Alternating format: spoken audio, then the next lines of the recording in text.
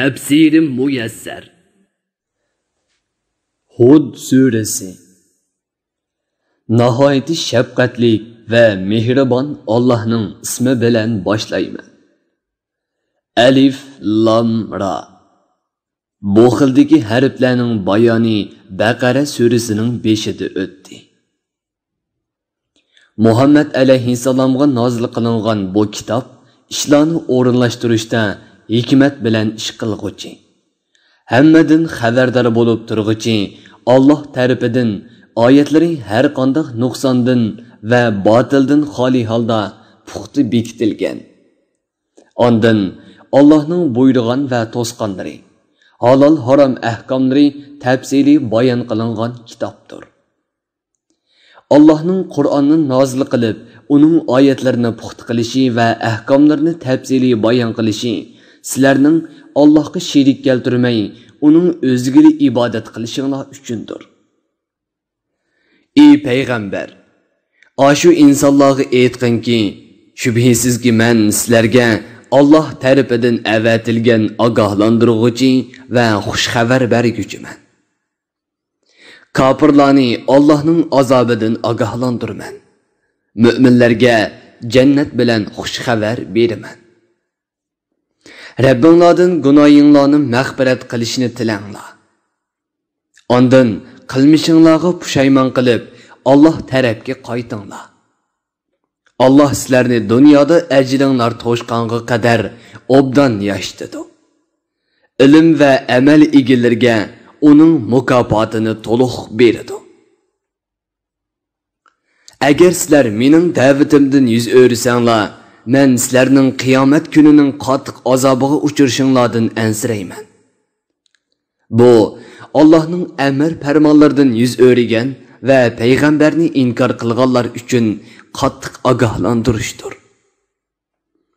O'lgandan keyin hammanglar Allohning dargohiga qaytsizlar. Shunga uning azobidan hazar aylanglar. Alloh sizlarni tirildirishga, hisob maydoniga yig'ishga va amalinglarga mukofot yoki jazo berishga albatta qodirdir.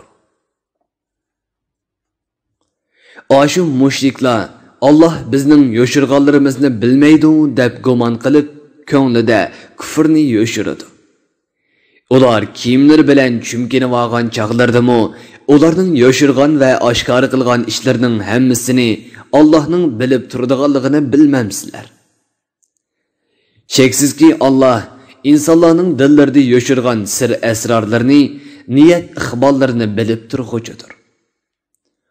Allah o'z fazli karami bilan yer yuzida yuradigan har bir jon egisining rizqini berishni ustiga olgan.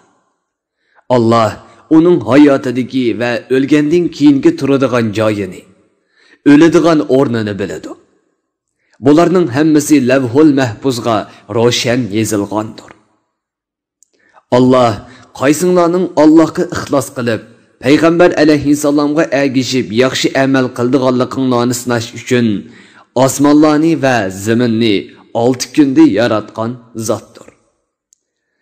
Ilgari Allohning arshi suv ustida edi. Ey payg'ambar, qasamki, agar sen ashu mushriklarga sizlar o'lgandan keyin cho'qim tirilisizlar desang, ular sen bizga o'qib berayotgan bu Qur'on o'p-ochiq sehrdan boshqa narsa emasdir deb inkor qilishga oldiraydi. Agar biz ashu mushriklardan belgilangan azobni ma'lum vaqt kechiktirsak, ular azobni kammaydi deb o'ylaydi va masxir qilib, bizga azobning tushadiganligi rost bo'ladigan bo'lsa, u azobni kim to'sib qoldi deydi. Bilinglarki, ularga Allohning azobi tushgan kunda u azobni ulardan hech kim to'sib qololmaydi va orqaga qaytara olmaydi. Ular tushmaydi deb masxir qilgan bu azob ularni har tarafdan qorshib oladi. Agar biz insonga tan saqligi va xotirjamlik qatorliq biror ne'mat ato qilib, ondan uni tortib olsak, u Allohning rahmatidan tamoman umidsizlanib ketadi va Alloh ato qilgan ne'matlarga tuzkorlik qiladi. Agar biz insonga qiyinchilikdan keyin o'ng'aylik, yo'qsullikdan keyin boyashatlik ato qilsak, u cho'qim "Men endi qiyinchiliklardan qutuldim" deb ko'ranglaydi va mag'rurlanib ketadi. Ammo biz beshiga kelgan qiyinchiliklarga Allohning ajr savob beradiganligiga chin ishonib sabr qilgan, Allohning ne'matlariga shukr qilib, yaxshi ishlarni qilgan kishilar buningdan mustasno. Allah ana shularning gunohlarini mag'firat qiladi. Oxiratda katta mukofot beradi.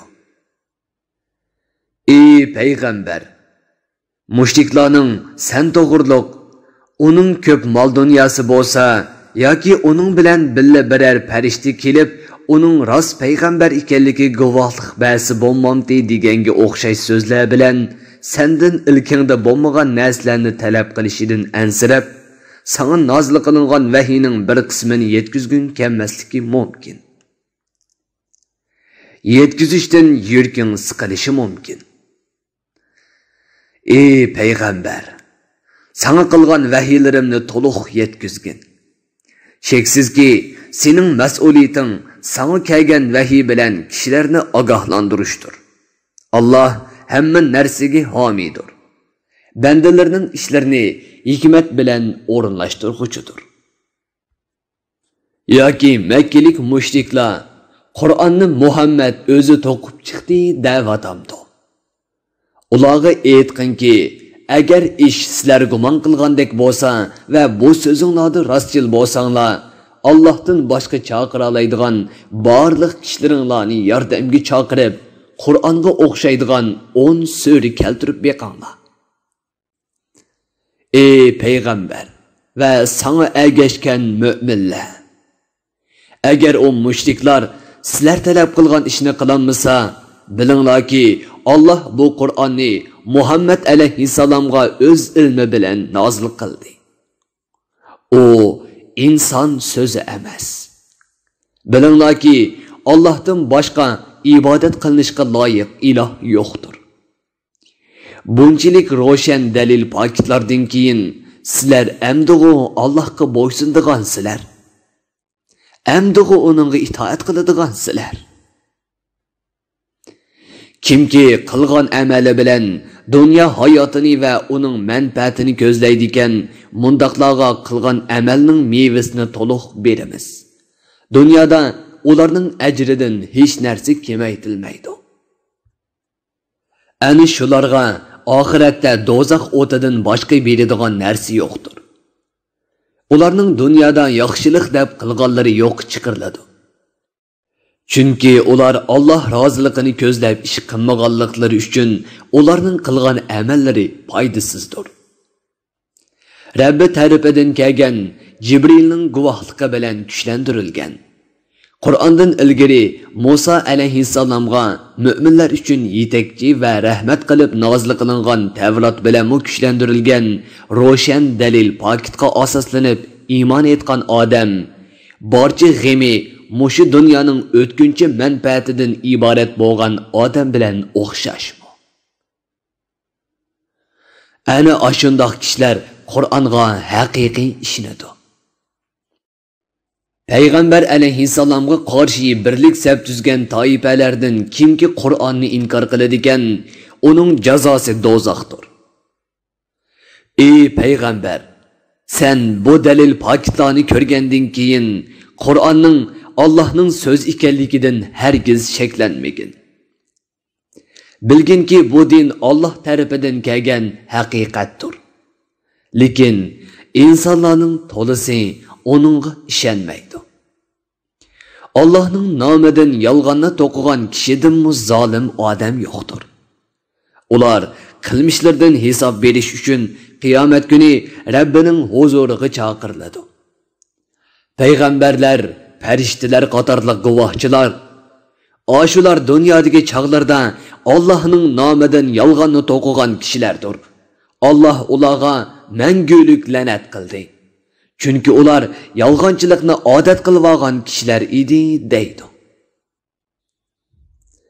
Ular kishilarni Allohga ibodat qilishga elib boradigan to'g'ri yo'ldan to'sadigan va bu yo'lning agili bo'lishini tilaydigan, oxiratni inkor qiladigan, o'lgandan keyingi tirilishga va oxiratga mukofot jazoga qat'iy ishonmaydiganlardir.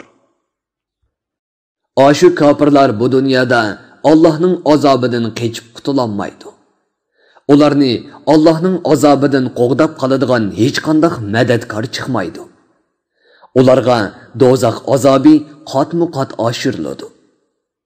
Chunki ular dunyoda o'zlarining kofirligi bilan band bo'lib qolganlikdan tilovat qilinayotgan Qur'on oyatlarini anglayolmaydi. Allohning qudratini namoyon qilib turayotgan koinot alomatlarini ko'rolmaydi. Ular Allohning nomidan yolg'onni to'qish orqali o'zlarini ziyonga uchratganlardir.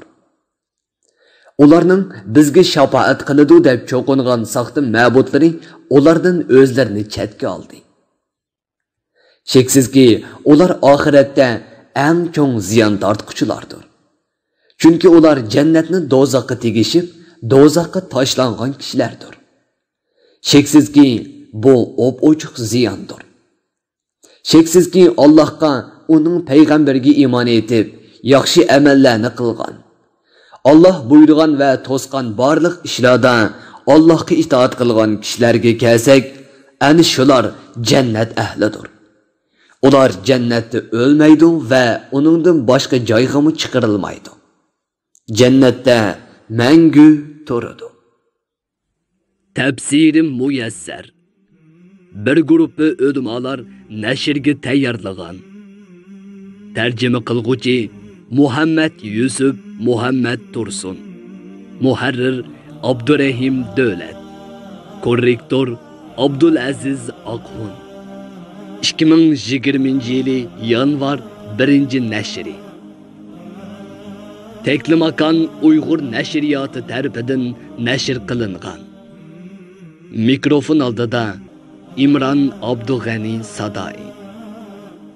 Bu asar avlod detallarida tarqitildi.